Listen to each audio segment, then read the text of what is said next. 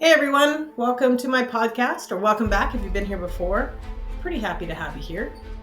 Each week you can join me here as I review the topic of the week from my weekly collaboration at Delish. And each week we have a different topic that touches on many aspects of our lives, and I feel it'll touch anybody, no matter what their venture is in life, if they're self-employed, entrepreneur, working in a corporation, etc. I think there's just a little bit for everyone. So I'd like to dive right in. Let's get to this week's topic of the week.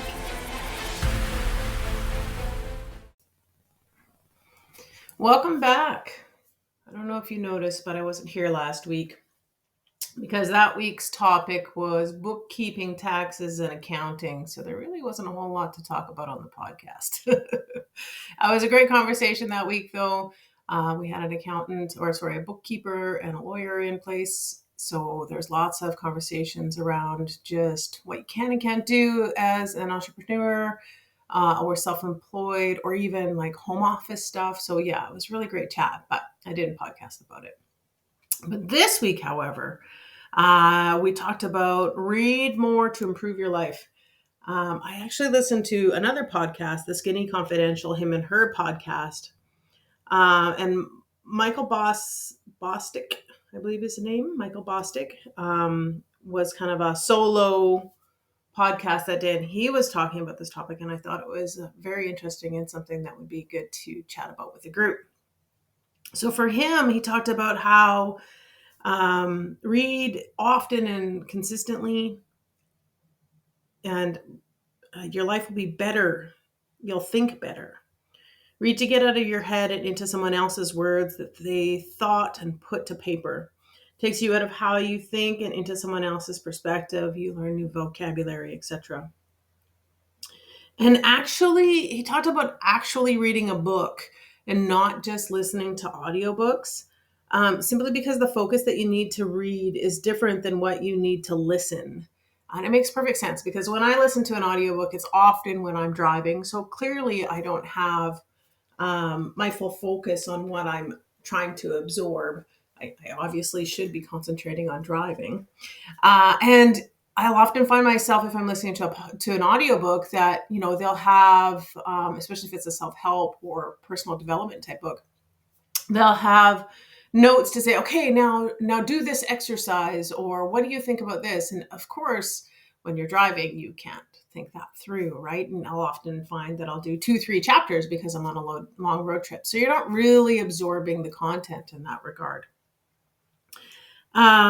Simply, focusing while you're reading is different than when you listen. So when you get out of it, what you get out of it, the focus, the stillness, all contribute to that improvement of your life.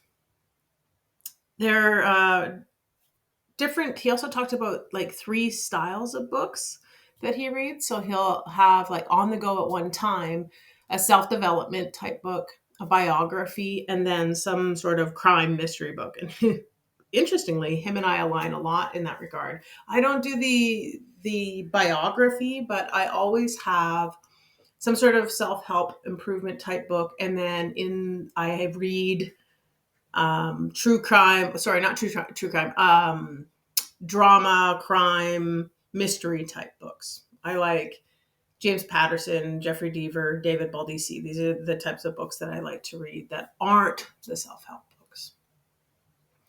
And this week I brought a few books to talk about that are books that I've read and would recommend, and have some of them I've read multiple times actually. So it'll just kind of go through what those are. I'm currently reading Worthy by Jamie Kern Lima. This is a new release. It's been out for maybe a couple of months. It's actually kind of hard to get because it keeps selling out. But it's Worthy, How to Believe You Are Enough and Transform Your Life. And she talks about a lot about the difference between self-confidence and self-worth, and how, you can have loads of self-confidence, but if you don't have any self-worth, or you have low self-worth, it's hard to get ahead in life because you kind of have a ceiling of what you'll be able to achieve because you just don't belief that you're worthy of achieving those things. So it's actually been a pretty good book. About halfway through, definitely something to read and not to listen to. I was actually talking to someone on Thursday, and she was doing the audiobook, and she just found it hard to listen to because was getting lost in the reader, who is the author, getting lost in her voice and not in her words. So she's definitely looking forward to actually reading the book. Another one I recommend is The Fred Factor, Mark Sanborn. I've read this one a couple of times. It's a pretty quick read. I like the way that it's written. It's not scientifically written with lots of jargon and quotes to different studies and whatnot. But it's so how passion in your work and life can turn the ordinary into extraordinary. The Fred Factor. And it all talks about Fred, who was a mailman. Very good read.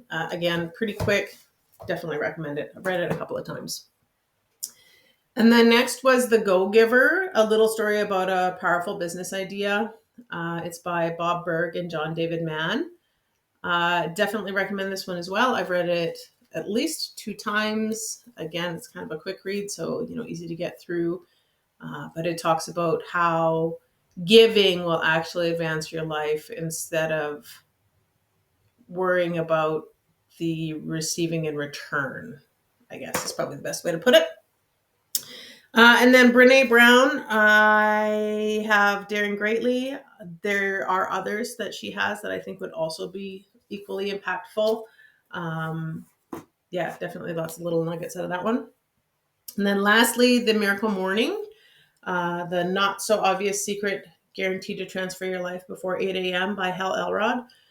It's not wrong. It did change my life. I do the Miracle Morning every day, and to just kind of give you the Coles Notes version, but I do recommend reading the book because it'll help you understand better.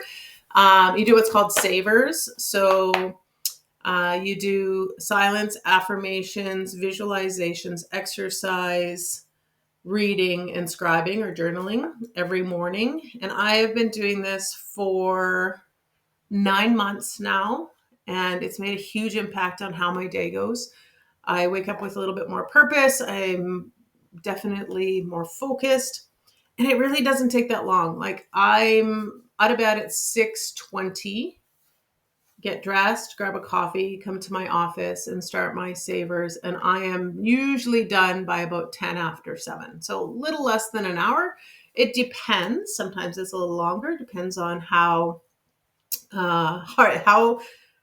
I'm struggling with maybe doing my silence and my visualizations, because I definitely am in the practice of that. It doesn't come super easy to me, so I'm working at it. That is why it's called a practice. And it depends on how much I have to say when I do my journaling or my scribing. So yeah, it's something that has definitely made an impact. So that's The Miracle Morning by Hal Elrod.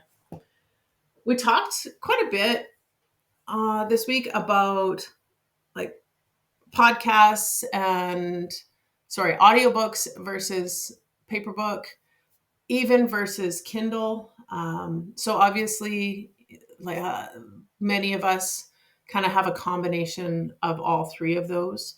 So for me, I like to have a paper book of any type of self-help or personal development book, simply because I really focus then. I'm intentional when I do that reading. I usually do that reading in the morning when I do my savers. I'm able to make notes in the margins or highlight or, dog ear pages that I want to go back to. If I were to do that on a Kindle or, e-reader, it would be a lot harder to do that. And then, of course, what I talked about earlier about doing as an audiobook for that, you just kind of fly through it and you don't actually absorb what you need. So paper book is kind of how I prefer it. Now, in the evening before bed, I have a really hard time turning off my brain, especially from work stuff. So in the evening before bed is when I read the mystery novels or the crime novels, the James Patterson, Jeffrey Deaver, David Baldacci books, because they're not real life to me. They are just something that I'm after the plot, and I can power through that. So I don't buy those as books. I will either use them on Kindle, or I use the Libby app on my phone, which is a digital version from the library, and you can borrow things from the library for free. So that's actually what I do there.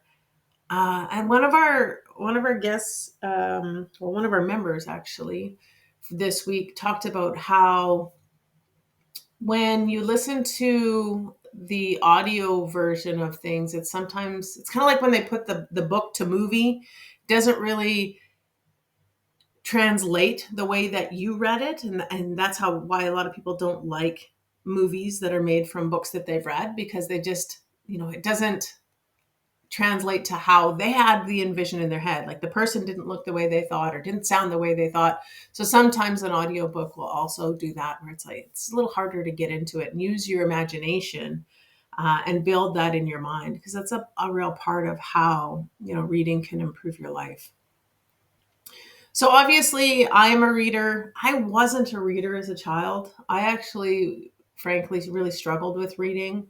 And then as an adult, got into it more, or in my late teens, really started to love absorbing content from some sort of novel.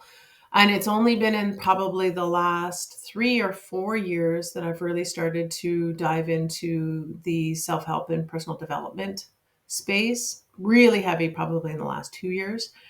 And frankly, it's made a huge difference. Just who I am today and who I was a year and a half ago are very different, and in a good way, simply because I'm way more self-aware, and can see things from different perspectives so much better. However, I will say that when you're absorbing self-help or personal development content, you need to be careful, because you can do too much and then you end up not implementing anything. So you can absorb and absorb and absorb, but not actually put anything into action, because you just move on to the next book. So just be a little wary there. So that's pretty much what we talked about. There was a couple of other books that others had recommended or were in the middle of reading. So the Strangest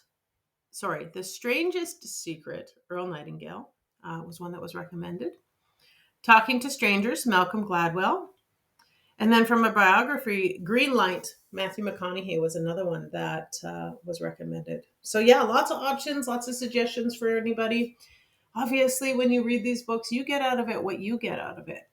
And that's like the really cool part, because what I get out of a book, regardless of the style of book, and what you will get will be very different. And that's what makes it so cool. Anyway, thanks for listening. Have a great week. Well, that concludes our episode this week with our topic of the week. Thanks so much for being here. It really does mean a lot to me. If you haven't already, please subscribe or hit that follow button, as I'd love if you come back week to week.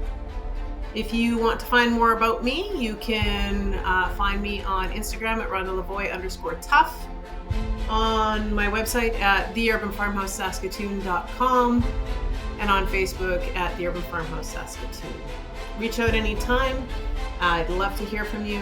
And if you get a chance, leave a comment on this post. I really hope you have a marvelous day, and I can't wait to bring you an episode again next week. Take care.